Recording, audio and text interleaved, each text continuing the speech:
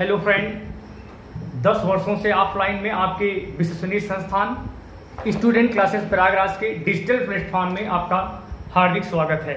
आज हम आपके बीच हिंदी के शब्द भेद से संबंधित रचना के आधार पर शब्द के 3 प्रकार, जिसमें रूढ़, यौगिक और योग रूढ़ विषय पर आपसे हम चर्चा करेंगे, जो कि आपकी परीक्षा में बहुत ही इम्पोर्टेंट है, जो कि अक्सर एक आध प्रश्न आपके परीक्षाओं में इससे पूछे जाते हैं। तो आइए अब हम शुरू करते हैं अपना रूढ़ शब्द के बारे में। तो सबसे पहले आप लोग समझ लीजिए कि रूढ़ शब्द होता क्या है। रूढ़ शब्द, सबसे पहले इसके पूर्व आपको ये बात समझनी है कि रूढ़ शब्द है क्या। अगर मैं आपसे कहूं कि रचना के आधार पर शब्द कितने प्रकार के होते हैं, रचना के आधार पर शब्द के 3 प्रकार होते हैं और इन 3 प्रकारों में रूढ़ शब्द जो है वो पहला प्रकार है। दूसरा प्रकार आपका यौगिक है और तीसरा प्रकार क्या है, योग रूढ़ है। तो रूढ़ शब्द के बारे में हम बताने जा रहे हैं। रूढ़ शब्द वे शब्द होते हैं जिनका कोई भी खंड सार्थक नहीं होता है, जिनका कोई भी खंड सार्थक नहीं होता है, अर्थात जो अन्य शब्दों के मेल से बनते हैं और इनके शब्दों का कोई भी अलग अलग अर्थ निकाला जाए तो इनका अलग अलग कोई अर्थ नहीं निकलता है। जैसा कि दे दिया जाए आपको, रात है, रात में रा और त में अलग अलग देखा जाए तो इनका कोई भी अर्थ आपको नहीं निकलेगा। इसी तरह से आपका एक मान है, जल है, दिन है, दीपक है, कमल है, धन है, जग है, सरल है, मत, चींटी, घर, मुंह और घोड़ा। इसी तरह से आपको बहुत से शब्द आपको मिलेंगे। तो ये आप मुख्य शब्द याद रखिएगा कि रूढ़ शब्द में मुख्य शब्द कौन कौन से हैं और ये इनका निर्माण कैसे होता है। तो चलिए, अब आप रूढ़ शब्द के बारे में जान चुके हैं। अब मैं दूसरे खंड के बारे में बताने जा रहा हूं आपको, और इस खंड का नाम है आपका यौगिक शब्द, जो कि रचना के आधार पर आपका दूसरे प्रकार का शब्द है। और यौगिक शब्द, तो सबसे पहले आप लोग याद रखिएगा कि यौगिक शब्द हम कहते किसे हैं। तो याद रखिएगा कि वे शब्द जो 2 या 2 से अधिक शब्दों के योग से बनते हैं उन्हें हम यौगिक शब्द कहते हैं। तो यौगिक शब्दों में याद रखना है कि 2 या 2 से अधिक खंड होंगे और इन दोनों खंडों का अलग अलग अपना अर्थ होता है।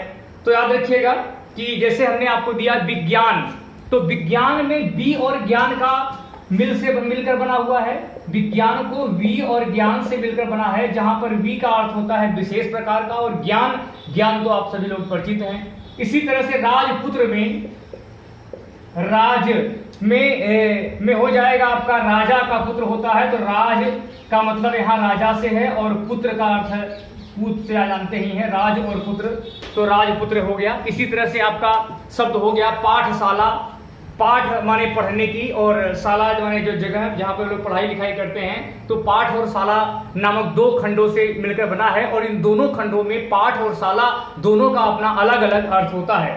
इसी तरह से आप रेलगाड़ी, विद्यालय, विद्यालय आपका विद्याधन आलय से मिलकर बना हुआ है, जिनका दोनों का अलग अलग अर्थ है। गौशाला, गौ और शाला से मिलकर बना हुआ है। राजकुमार, सामाजिक। तो इस प्रकार से आप समझ सकते हैं कि जो संधि वाले शब्द होते हैं वो आपके यौगिक शब्द होंगे, अर्थात इनमें कम से कम 2 या 2 से अधिक खंड होंगे।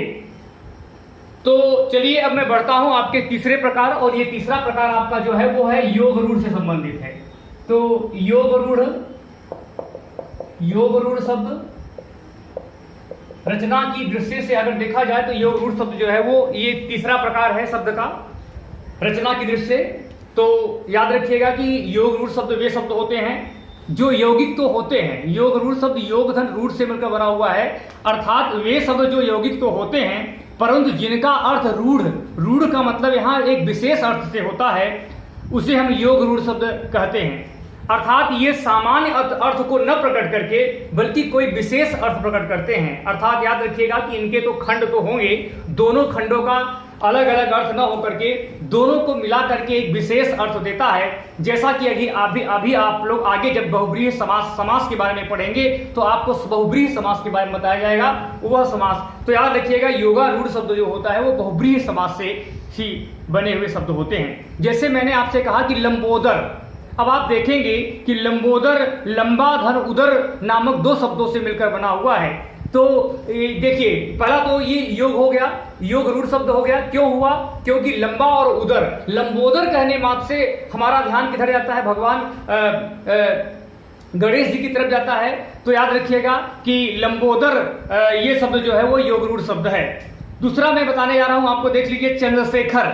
चंद्रशेखर शब्द भी चंद्र है शिखर पर जिनके, चंद्र और शिखर नामक दो शब्दों से मिलकर बना हुआ है, अर्थात चंद्रशेखर भगवान शिव के लिए कहा गया है। इसी तरह से आप सब समझ सकते हैं कि दशानन, दशानन शब्द भी आपका जो है वो क्या कहते हैं कि योग रूढ़ शब्द है। जैसा कि दस है आनंद जिनके, अर्थात दशानन कहने मात्र से आपका ध्यान रावण की तरफ जाता है। तो याद रखिएगा, इसी तरह से आपको बहुत से शब्द मिलेंगे, जैसे नीलकंठ हो गया, नीलकंठ, नीला है कंठ जिनका, अर्थात इन भगवान शिव के लिए कहा गया है। गिरिधारी, गिरि को धारण करने वाला, अर्थात भगवान कृष्ण के लिए क्या गया कहा गया है। इसी तरह से महावीर, महान है जो वीर, महावीर कहा गया है। त्रिलोचन है, घनश्याम है, पंकज है, चतुर्भुज है। चतुर्भुज, चतुर माने चार और भुजा, भुज माने भुजा, चतुर्भुज भगवान विष्णु के लिए कहा गया है। इसी तरह से चारपाई है, दशरथ है, हनुमान और पीतांबर है, गिरधारी है। ये सभी शब्द जो है वो योगारूढ़ शब्द हैं। तो सबसे पहला आप लोग समझ लीजिए कि रूढ़ शब्द, अभी हमने आप लोगों को रचना के आधार पर 3 प्रकार के शब्दों से परिचित कराया, और ये 3 प्रकार के शब्द थे आपके रूढ़ शब्द, यौगिक शब्द और योग रूढ़ शब्द। तो आपको ये बात समझनी है कि रूढ़ कौन सा होगा, यौगिक कौन होगा और योग रूढ़ कौन होगा। तो सबसे पहली बात आपको ये बात ध्यान रखनी है कि रूढ़ शब्दों का कोई भी सार्थक खंड नहीं होता है, अर्थात वो अपना विशेष अर्थ देते हैं, कोई अलग से अर्थ नहीं देते हैं, तो उसे हम रूढ़ शब्द कहते हैं, जैसा कि आपको उदाहरण के रूप में बताया गया। फिर बात चलती है किसकी? यौगिक शब्द की। यौगिक शब्द वो शब्द होते हैं जो दो खंडों से मिलकर बने होते हैं। तो याद रखिएगा, जिनके 2 खंड तो होंगे लेकिन उनका कोई विशेष अर्थ नहीं होता, उनका दोनों का अलग अलग अर्थ होगा।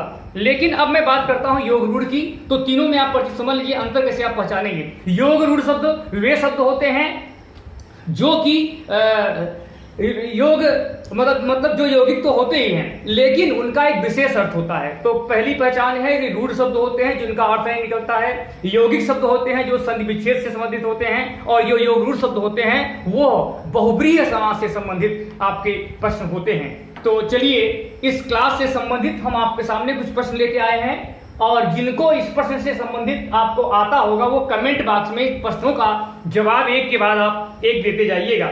तो चलिए, अब मैं शुरू करता हूं अपने पहले प्रश्न को, और ये पहला प्रश्न आपका दिया है कि निम्न में किस शब्द का सार्थक खंड नहीं हो सकता है। आपके सामने ये 4 प्रश्न दिए गए हैं, 4 विकल्प दिए गए हैं, और पूछा जा रहा है कि किस शब्द का सार्थक खंड नहीं हो सकता है। पहला विकल्प है आपका घोड़ा, दूसरा विकल्प है आपका प्रधानमंत्री, तीसरा विकल्प है आपका राजनीतिक, और आपका चौथा विकल्प है राजकुमार। तो जिनको आता हो जल्दी जल्दी आप लोग कमेंट बॉक्स में उत्तर दीजिए। जैसा कि जानते हैं कि बहुत सरल है ये, तो अभी आपको मैंने बताया कि जिसका खंड नहीं होता है वो रूढ़ शब्द होता है, और ये घोड़ा जो शब्द है वह आपका एक रूढ़ शब्द, सार्थक खंड इसका नहीं होगा, अर्थात आपका जो पहला विकल्प है ये इसमें सही है। चलिए, अब मैं बढ़ता हूं आपके दूसरे प्रश्न की तरफ। ये दूसरा प्रश्न आपको स्क्रीन पर दिख रहा होगा। इस प्रश्न में बताया गया है कि वैद्यशाला शब्द है। अब आपके सामने ये 4 विकल्प दिए हैं। पहला विकल्प है आपका योग रूढ़, दूसरा दिया है आपका यौगिक, तीसरा है आपका रूढ़, और चौथा है आपका अयौगिक। तो याद रखिएगा कि वैद्यशाला, वैद्य की शाला, अर्थात वैद्य और शाला नामक 2 खंडों से मिलकर बना हुआ है। तो इसका अर्थ आपका याद रखिएगा कि यौगिक है, क्योंकि इसमें 2 खंड होते हैं और इन दोनों खंडों के द्वारा कोई अपना विशेष अर्थ नहीं दे रहा है, इसलिए हम क्या कहेंगे, इसे यौगिक कहेंगे। तो इस प्रकार से आप लोगों ने देखा कि ये आपका विकल्प नंबर 2 इसमें सही था। चलिए, अब मैं बढ़ता हूं आपके अगले प्रश्न, और ये तीसरा प्रश्न अब आपके स्क्रीन पर दिख रहा है। इस प्रश्न में दिया गया है कि निम्न शब्दों में सही यौगिक शब्द चुनिए, अर्थात हमको वह शब्द ढूंढना है जो कि यौगिक शब्द हो। पहला विकल्प है आपका घर, दूसरा विकल्प दिया है आपका मेज, तीसरा विकल्प आपका दिया है चारपाई, और आपका चौथा विकल्प दिया है सहपाठी। तो जल्दी जल्दी इन चारों प्रश्नों में से आपको विकल्पों में जो सही लगता हो आप जल्दी से दीजिए। तो आप देख सकते हैं कि तीसरे प्रश्न का जो विकल्प चौथा था सहपाठी, वो इसमें सही है। क्यों? क्योंकि यह एक यौगिक शब्द है, अर्थात 2 अलग अलग खंडों से मिलकर के बना हुआ है। चलिए अब मैं बढ़ता हूं आपके चौथे प्रश्न की तरफ, और ये चौथा प्रश्न आपको इस स्क्रीन पर दिख रहा होगा। इस प्रश्न में पूछा जा रहा है कि निम्न में से रूढ़ शब्द का चयन कीजिए। निम्न में से रूढ़ शब्द का चयन कीजिए, और ये आपके सामने ये 4 विकल्प दिए गए हैं, जिसमें से आपका पहला विकल्प है चक्रपाणी, दूसरा विकल्प आपका दिया है राजनैतिक, तीसरा विकल्प आपका दिया है गरल, और चौथा विकल्प दिया है आपका त्रिकोण। तो जल्दी से आप लोग इसका उत्तर दीजिए, जल्दी जल्दी। तो आप देख सकते हैं कि इसमें केवल और केवल आपका गरल शब्द जैसा है, जो कि रूढ़ शब्द है, अर्थात इसका कोई खंड नहीं होगा। तो ये आपका विकल्प नंबर तीसरा सही है। तो ये 4 प्रश्न आपके सामने आ चुके हैं। अब मैं बढ़ा रहा हूं अपना अगला प्रश्न। ये 5वां प्रश्न आपके स्क्रीन पर दिख रहा होगा, और इस प्रश्न में दिया गया है कि जो शब्द किसी विशेष अर्थ में प्रयुक्त होते हैं उस शब्द को हम क्या कहते हैं। जो शब्द किसी विशेष अर्थ में प्रयुक्त होते हैं उन्हें हम क्या कहते हैं। पहला है यौगिक, दूसरा है आपका रूढ़, चौथा है आपका योगारूढ़, योग रूढ़, और चौथा है आपका इनमें से कोई नहीं। तो जल्दी से आप लोग इस प्रश्न का उत्तर दीजिए। इस 5वें प्रश्न में आपका जो विकल्प नंबर 3 है वह सही होगा, अर्थात ये योग रूढ़ है, क्योंकि योग रूढ़ ही एक शब्द होता है जो कि अपना एक विशेष अर्थ, एक अलग अर्थ देता है। तो ये 5 प्रश्न आपके सामने हो गए। अब 6वां प्रश्न आपके स्क्रीन पर दिख रहा है। इस 6ठे प्रश्न में पूछा जा रहा है कि रचना के आधार पर शब्द कितने प्रकार के होते हैं। रचना के आधार पर शब्द कितने प्रकार के होते हैं। यह आपका पहला विकल्प है 4, दूसरा विकल्प है आपका 3, तीसरा विकल्प है आपका 2, और चौथा विकल्प है आपका 5। तो जल्दी जल्दी जिनको आता हो कमेंट बॉक्स में इसका उत्तर दें। जैसा कि हमने आप लोगों को शुरुआत में ही बताया कि रचना के आधार पर शब्द 3 प्रकार के होते हैं, और ये 3 प्रकारों में पहला है आपका रूढ़, दूसरा है यौगिक, और तीसरा मान जो है उसका योग रूढ़ है। तो आप देख सकते हैं कि ये आपका विकल्प नंबर दूसरा जो था, जिसमें आपका 3 दिया था, वही सही है। चलिए अब मैं बढ़ता हूं आपके 7वें प्रश्न की तरफ, और ये 7वां प्रश्न अब आपके स्क्रीन पर दिख रहा है। इस प्रश्न में दिया गया है कि जिन शब्दों का, प्रश्न आप लोग सुनिए, जिन शब्दों का कोई भी खंड सार्थक नहीं होता है वे क्या कहलाते हैं। तो आपका ये पहला विकल्प दिया है यौगिक, दूसरा दिया है आपका योग रूढ़, तीसरा दिया है रूढ़, और चौथा दिया है उपसर्ग। जैसा कि आप लोगों को हमने पहले ही बताया कि रूढ़ शब्द होते हैं, तो आपका ये तीसरा विकल्प सही है, क्योंकि रूढ़ शब्दों में उनका कोई भी सार्थक खंड नहीं हो सकता है। जिनको आ रहा था उन लोगों ने इस प्रश्न का जवाब दिया। तो ऐसे आगे भी आप लोगों को जिन जिन प्रश्नों का उत्तर आ रहा होगा, हमारे बताने से पहले अगर आप उस प्रश्न को समझ सकते हैं तो उसका कमेंट बॉक्स में आप लोग उत्तर लिख दीजिएगा। चलिए अब मैं आपके सामने ये ला रहा हूं 8वां प्रश्न, और ये 8वें प्रश्न में पूछा गया है कि दो या दो से अधिक सार्थक शब्द खंडों के योग से निर्मित होने वाले शब्द क्या कहलाते हैं। पहला है विकल्प आपका रूढ़, दूसरा है आपका यौगिक, तीसरा है योग रूढ़, और चौथा है आपका प्रत्यय। तो जल्दी से जिनको आता हो इस प्रश्न का तुरंत जवाब दें। जैसा कि आपको हमने पहले ही बताया कि यौगिक शब्द उसे कहते हैं जो 2 या 2 से अधिक सार्थक खंडों के योग से बनते हैं। तो आपका ये विकल्प नंबर दूसरा जो है वो सही है। चलिए अब मैं बढ़ता हूं आपके 9वें प्रश्न की तरफ, और इस 9वें प्रश्न में पूछा जा रहा है कि पीतांबर है, चारपाई है, और लाल फीता शाही है। ये 3 शब्द आपके सामने हैं, और पूछ रहा है कि निम्न में से यह किस शब्द के रचना के आधार पर ये किसके उदाहरण हैं।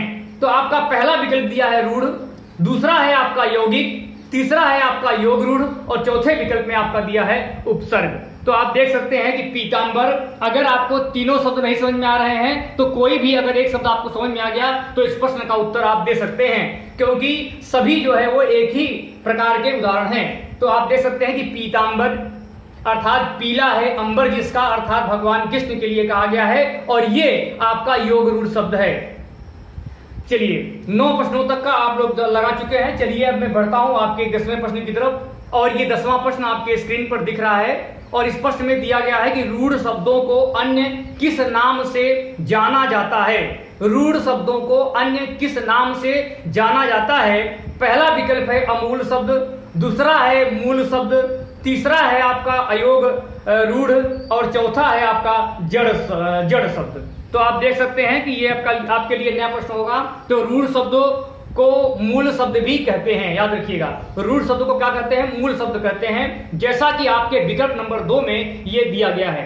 तो जल्दी जल्दी आप लोग लिख लीजिए। आइए अब मैं बढ़ता हूं आपके 11वें प्रश्न की तरफ, और ये 11वां प्रश्न अब आपके स्क्रीन पर दिख रहा होगा। और इस प्रश्न में आपका पूछा जा रहा है कि शब्द रचना के आधार पर निम्नलिखित में योग रूढ़ शब्द का चयन कीजिए। अब आपके सामने ये 4 विकल्प दिए हैं। पहला विकल्प है आपका कुशल, दूसरा विकल्प है आपका पवित्र, तीसरा विकल्प है आपका विनिमय, और चौथा दिया है जलज। तो जल्दी जल्दी जिनको आता हो इस प्रश्न का उत्तर दें। और इस प्रश्न का जो जवाब है वो चौथा विकल्प है जलज। तो ये जलज जो है वो आपका योग रूढ़ शब्द है। तो चलिए 11 प्रश्नों तक हो गया। अब मैं बढ़ता हूं आपके इस 12वें प्रश्न की तरफ, और ये 12वां प्रश्न अब आपके स्क्रीन पर दिख रहा होगा। प्रश्न में पूछा जा रहा है कि निम्न में कौन सा शब्द यौगिक शब्द है? ये आपके 4 शब्द विकल्प के रूप में दिए गए हैं, उनमें से एक शब्द आपका यौगिक है। तो आपको जो यौगिक है वही ढूंढना है। पहला विकल्प है आपका कवि, दूसरा विकल्प है आपका गायक, तीसरा विकल्प है आपका पत्र, और चौथा विकल्प है आपका छात्रावास। तो जैसा कि आप लोग जानते हैं कि छात्रावास छात्रा धनवास से मिलकर बना हुआ, छात्र धन आवास से मिलकर बना हुआ है। तो आप ध्यान रख सकते हैं कि यही शब्द जो है वो यौगिक है।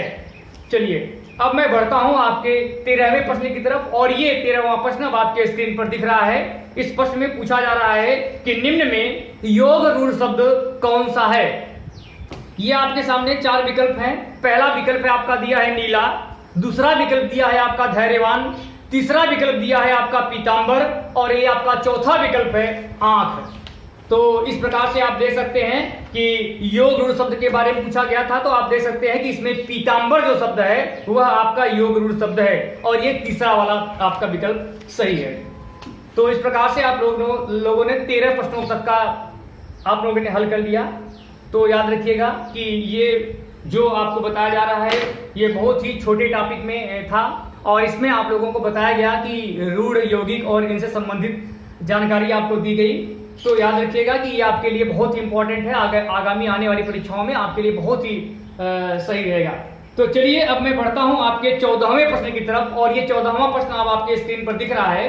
सवाल में पूछा जा रहा है स्वतंत्र सत्ता धारण न करने वाले शब्दों को क्या कहते हैं?